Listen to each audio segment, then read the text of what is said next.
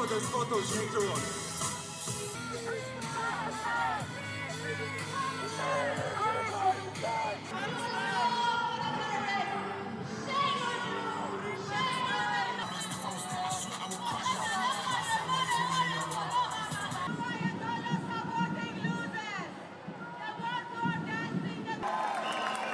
Proud in our support for the Palestinian people.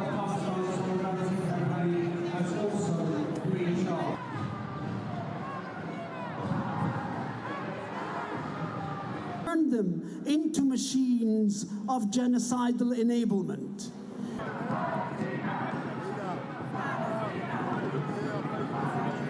As long as the genocide continues and the occupation continues and Zionism continues, we will continue to come out in defense of Palestine, in defense of the people of Palestine.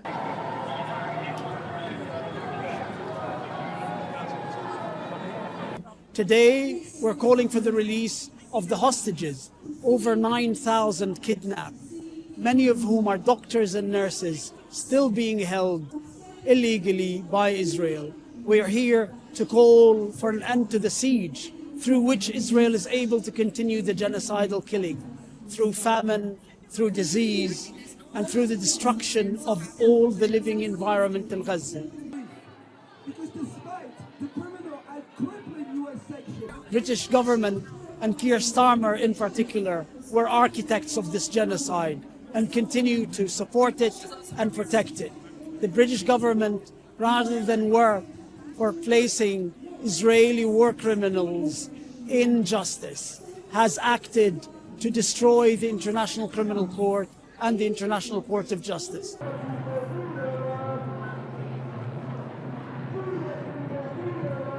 We know from all of the information that's coming out that the British government has acted to try to silence international law and to stop justice from being given to the victims of this genocide.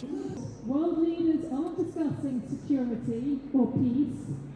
Politicians know that people trust doctors, and therefore when we act as witnesses to the ongoing genocide, people will believe us more than they believe the politicians.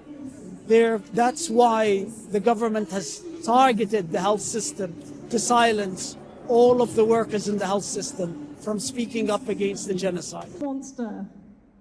The long arc of the universe bends in unexpected... There's a sort of ceasefire, but it's only the prelude to Donald Trump's Board of Peace producing an entirely new colonial plan for Gaza.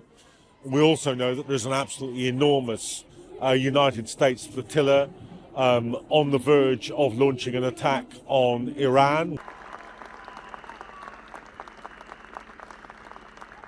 Seeing a rebooted and rejuvenated US imperialism, which is almost on a daily basis lining up another country for attack.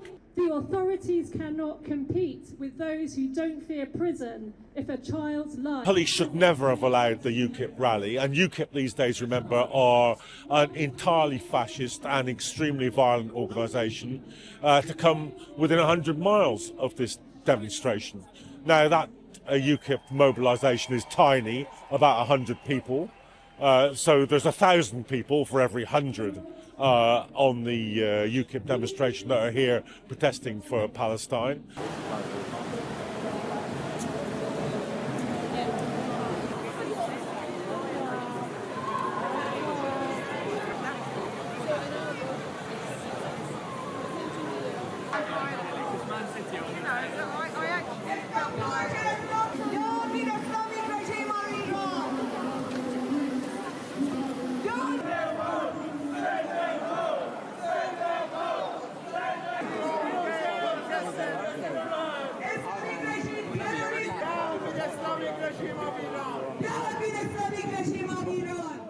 Jelajahi cara baru mendapatkan informasi. Download MetroTV Extend sekarang.